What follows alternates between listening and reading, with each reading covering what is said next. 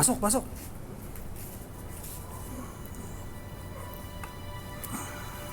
Huwag kayong mahihiya, ah. Iturin nyo to na parang bahay nyo. Kukuha lang ako na may inom. Nay, dito na po ba talaga tayo titira? Ami, Zoren, kumain muna kayo.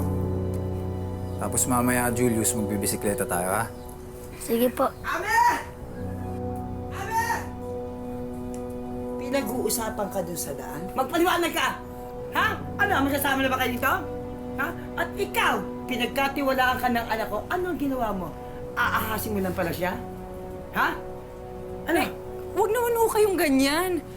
Mabuting tao si Julius. Mabuting tao? Meron mabuting tao ng tataksil? Ha? Kailan pa nangyayari to, ha? Paliwanag kayo. Masisisi mo ba ako, Nay? Ha? Inabandona na ako ng anak niyo. Akin ito po ko. Hindi! Sa akin lang ang anak ko!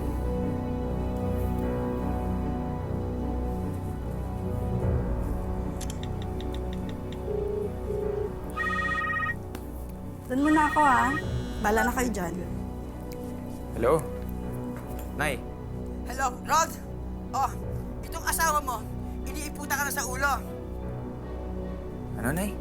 At alam mo kayo ka pinagpapalit? Ito sa kumpare mo pang kay Julius. Kausapin mo ito asawa mo. Rod, Ano yung sinasabi ni nanay?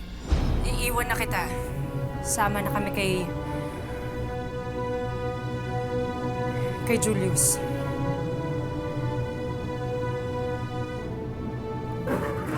Nababaliw ka na ba? Hindi! Pero anong ginagawa mo? Wala ka dito. Buti nga't nag-usap pa tayo ngayon eh. Dahil baka may nangyari na sa amin, hindi mo pa alam. Ano bang akala mo? Na nagpapakasarap lang ako dito? Ha? Hindi ko alam. Hindi ka na tumatawag. Hindi ka na nagpapadala. Baka nga may kinakasama ka na dyan eh. Ami, wag mo akong pinapaliktad, ah. Alam mo ba na ultimo kakainin ko na nga lang, iniipon ko pa. Para may mapadala ako sa inyo. Oh, hindi ako tumatawag sa inyo. Dahil ayoko lang gumastos. Alam mo, hirap na rin ako sa sitwasyon natin eh. Binigyan na kita ng pagkakataong bumalik dito, pero ayaw mo. Kaya sige. Wala ka nang babalikan dito.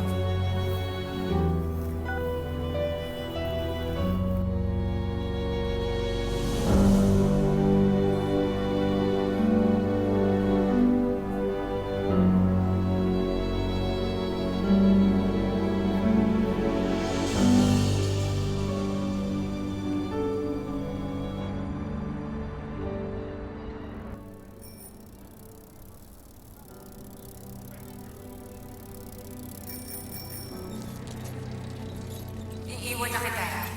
Sama na kami kay Julius. Hai pago! Guarda cosa hai fatto! You will pay for this! Hey, I'm talking to you!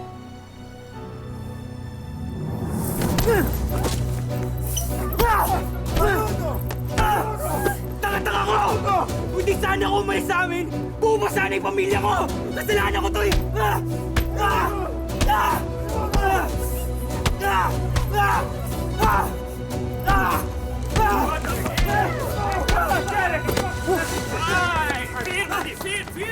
Mi mostri i suoi documenti. Il suo passaporto. Sir, it's not my fault. I can explain. Capitan. Firmati! Sì! Oh, okay, sir. Okay, sir. Fermo! Il tuo visto è scaduto. Andiamo alla stazione di polizia. Andiamo. Sir, let me explain. Andiamo.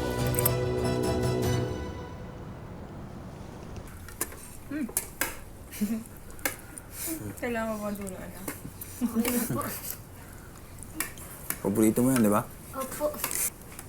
Sige. Ayun ka, Julius! Ayun ka! Sino ka ba naman na anak ko? Sino ba nang iwan, ha? Sinong umalis? Di ba ikaw? Ano? Siya yung kakampihan mo? Ha? Oo! Dahil nung hirap na mahirap kami ng anak mo, siya ang nandun para sa amin. Siya ang bumuhay ng anak mo.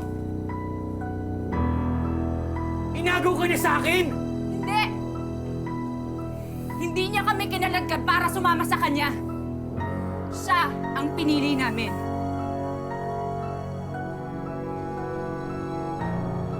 Sumama na kayo sa akin.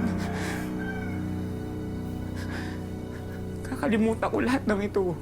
Please, nagmamakaawa ko sa inyo. Umuwi na tayo, pangako, hindi na ako aalis. Anak. Anak, kasama ka na kay tatay. Umuwi na tayo, ha? Dito na ang bahay namin! Huwag na babalik dito! Ayaw na namin makita!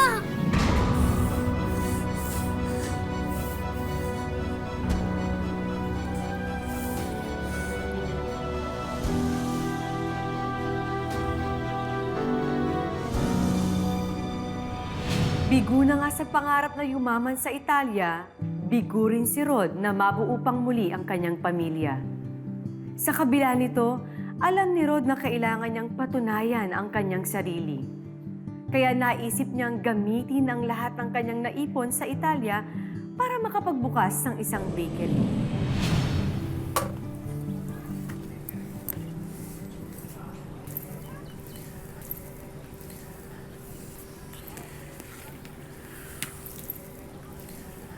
Ayos ka na ba, anak? Nay, lahat po ng kinita ko sa Italy, pinambayad ko lang po sa utang. Buti nga po na-approve yung loan ko sa bangko eh. Lahat siya may aayos din. At lagi mong tatandaan, nandito na si nanay lagi sa tabi mo. Salamat po, Nay. Babawi po ako, Nay. Papatunayan ko sa mag-ina ko. Mabibigyan ko sila ng maayos na buhay. Alam kong kaya mo yan, anak.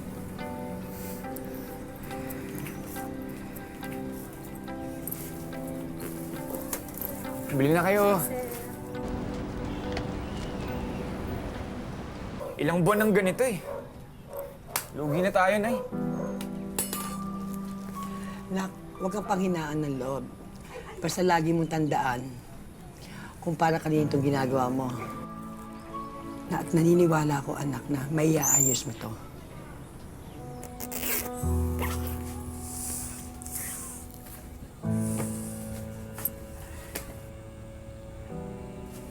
Anak,